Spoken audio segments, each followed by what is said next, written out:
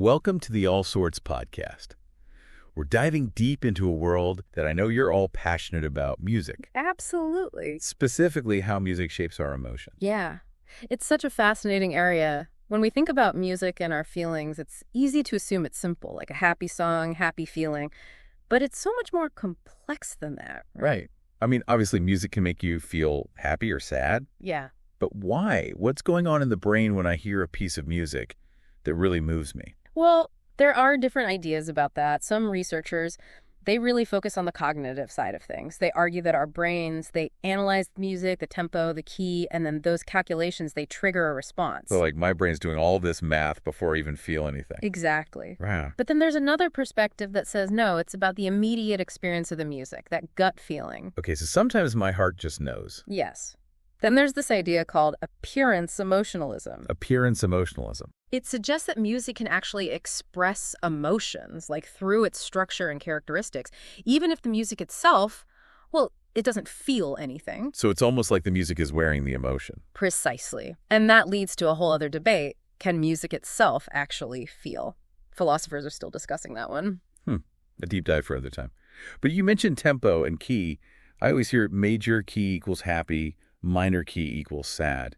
Is it really that simple? Well, it's definitely an oversimplification. Yeah. There's some truth to it, but music is way more nuanced. Right. It can evoke a whole range of emotions, right?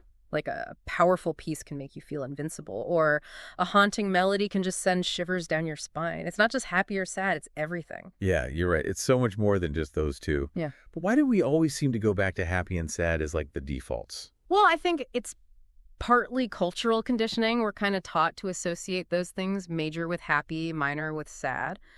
But even things like the performer's facial expressions, those can actually change how we perceive the emotion of the music. Oh, wow. Our brains are adding all these layers of interpretation. That makes me think about familiarity. You know, like if you hear a song a lot, does it change how it makes you feel? Absolutely. Familiarity can make the emotional response even stronger, and there's a concept called learn-be safety. Learn safety. When we hear something over and over again, it becomes more predictable, so it's less arousing. It's like a scary movie, right? Oh, okay, yeah. The second time you watch it, it's not as scary. Yeah. So your brain gets used to the music. And can focus more on the feeling. Exactly. And then there's perceptual fluency. The more we hear something, the easier it is for our brains to process it, and that can actually make us like it more. Like that song you hated at first, but now you love it? Exactly. But there's a limit to this. Too much familiarity can lead to boredom. There's this idea called the inverted U-shaped function of liking. It means there's a sweet spot. You gotta keep it fresh. Yeah, balance between familiarity and novelty. So speaking of starting fresh, how does our relationship with music even begin? Are we born with this emotional connection, or is it something we learn? Well, even infants are incredibly sensitive to music. Research shows they react differently to things like rhythm and pitch. That suggests there's something already there, a connection between sound and emotion really early on. We're wired for it. It seems so. And then think about mothers, right? Oh, yeah. They use that sing-song voice with their babies. It's true. The exaggerated pitches, the rhythms. That's crucial for bonding and emotional regulation, even language development. Wow, a baby's first music lesson. Exactly. So maybe that's where it all starts. Right. And then as we grow up, our experiences with music, those shape how we perceive it. Think about listening to music with your friends. It makes the experience so much more powerful. Oh, definitely. It's like, it's contagious, the feeling. Exactly. It highlights that social aspect. It's not just individual, it's a shared experience. Which reminds me of live music. The energy from the crowd, it just adds this whole other dimension to the music. Absolutely. Even when we listen alone, our brains are working, trying to make sense of it all. Yeah. It's almost like we're playing this game of musical expectations, right? Oh, yeah. Predicting what's next and then reacting when those expectations are met or totally violated. Yes. And sometimes, like, a sudden change in the music catches you off guard, and it's like, whoa, what just happened? Exactly. Those surprises can be really powerful. It's like our brains are wired to predict and categorize, so those unexpected moments, they make it even more engaging. I'm going to start paying attention to that. Yeah. It's like there's a whole secret language hidden in the music. Yeah. You got it. The more we understand how music affects us, the more we can appreciate it. This is awesome. I'm already thinking about music totally differently. I'm glad to hear that. But before we wrap up this part, I want to talk about music for healing, for self-expression. Like music therapy, it's become so popular, but how does it actually work? Music therapy is fascinating. It uses the power of music for emotional, cognitive, even social well-being. It's used everywhere, hospitals, schools, and it can be so powerful for helping people process their emotions, cope with trauma, and just express themselves. Wow. Like what happens in a music therapy session? What does that even look like? Well, it really depends on the person and their goals. Some sessions might involve just listening and talking about the feelings it brings up. Other times it might be creating music, singing, playing instruments, writing songs. So creative. And I can see how it would be helpful for people who, maybe have a hard time talking about their feelings. Exactly. And it's not just individual. It can help people connect within a group, too. Bringing people together. Music really can do it all. It's remarkable. But we've just scratched the surface of music's emotional landscape. And for our listeners, stay tuned for part 2, where we'll go even deeper. It's interesting to think about how music connects with so many different emotions. We've talked about happy feelings, but what about sadness? Have you ever noticed that, like, when you're feeling down, you kind of want to listen to sad music? Oh, all the time. It seems so counterintuitive. Shouldn't you want something upbeat when you're feeling blue? But those sad songs, they pull you in. Right. So why is that? Yeah, why? Well, there are some theories. One is that it's about validation connection. When you're feeling down and you hear music that reflects that, it makes you feel less alone. Like someone else gets it. Oh, yeah, that makes sense. It's like the music is saying, hey, I'm sad too. Exactly. But there's also the idea that sad music can actually bring up positive feelings. It's this aesthetic enjoyment. Aesthetic enjoyment while listening to sad music. It's like how you can appreciate a sad piece of art, a tragic story. You admire the skill, the way it makes you feel, and that can actually be pleasurable. So it's like you're appreciating the beauty of it, even if it's sad. Exactly. And there's even evidence that sad music can release prolactin, a hormone that has calming effects. Oh, wow. So it's like a biochemical hug. Exactly. That's fascinating. Are there any other theories about why we might seek out sad music? Well, another one is catharsis. Like, it lets you safely release those emotions in a controlled way. It's like a good cry, Sometimes it can leave you feeling better. Totally. Sometimes a good cry to some sad music is exactly what you need. Mm-hmm. But speaking of feeling moved by music, what about when music makes you want to move your body?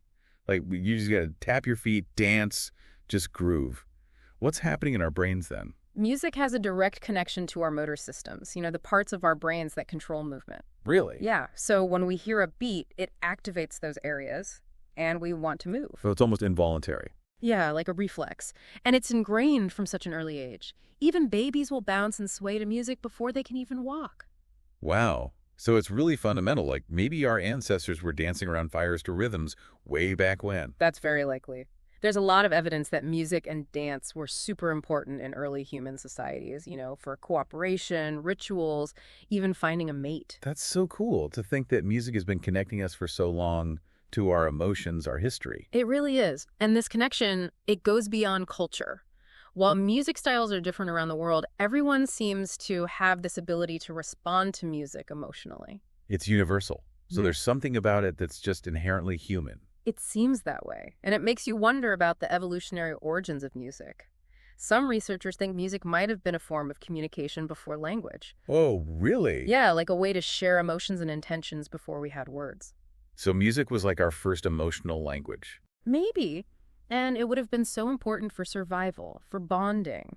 Like a mother soothing a baby with a lullaby or a chant to help a group work together. That's incredible to think about the role of music in our evolutionary past. It is, and it suggests that this ability to connect with music, to feel chills, to feel joy from music, it's something we all share as humans. That's beautiful. Yeah. It's like music is more than just entertainment. It's part of what makes us human. Exactly. But let's switch gears a bit. We've talked about familiar music and sad music, but what about the thrill of discovering something new? What happens when you hear a song for the first time and you're just blown away? Oh, yeah, that feeling of, like, where has this song been all my life? Right.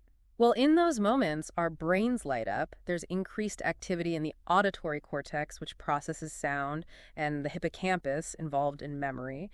So your brain's working hard trying to understand this new music. It's like it's searching for patterns, trying to figure it out. Exactly. And when it finds those patterns, it feels good, right? Yeah, it's like a reward for your brain. Exactly. And beyond the cognitive side, there's an emotional side, too. It's exciting, there's curiosity, anticipation, maybe even a little vulnerability as you open yourself up to something new. Like a musical adventure.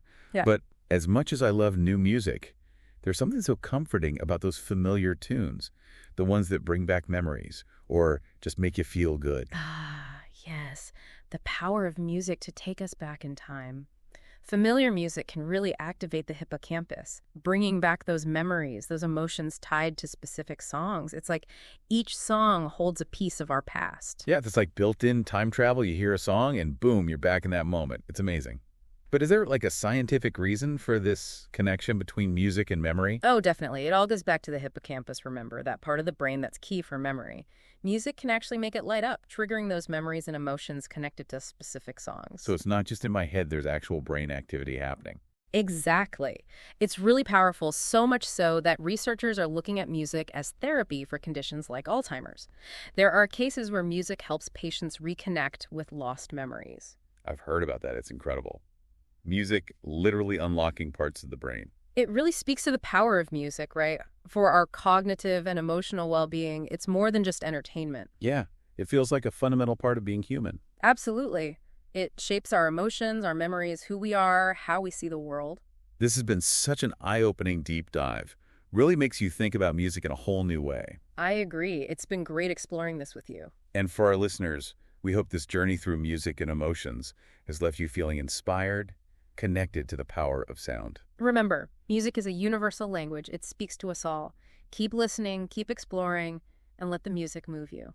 If you enjoyed this deep dive into the All Sorts podcast archives, make sure you subscribe to our YouTube channel so you don't miss any of our new explorations. We're always discovering new wonders, and we can't wait to share them. And don't forget to find us on X, Instagram, and Threads for more behind-the-scenes stuff and to connect with our amazing community of curious minds. We love hearing from you, so let us know what other rabbit holes you want us to jump into. Until next time, keep those ears open and those minds curious. Absolutely.